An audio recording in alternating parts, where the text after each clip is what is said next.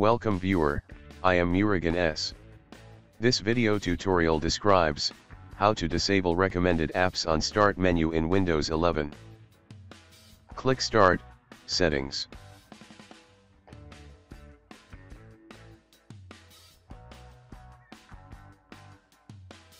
Click Personalization.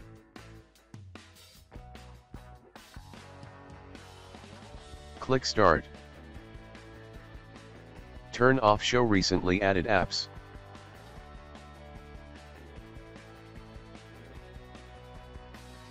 Turn off Show Most Used Apps.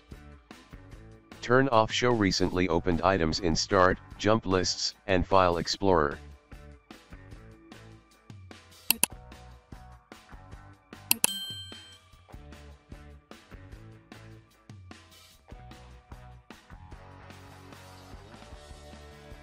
I hope this video tutorial helps to you.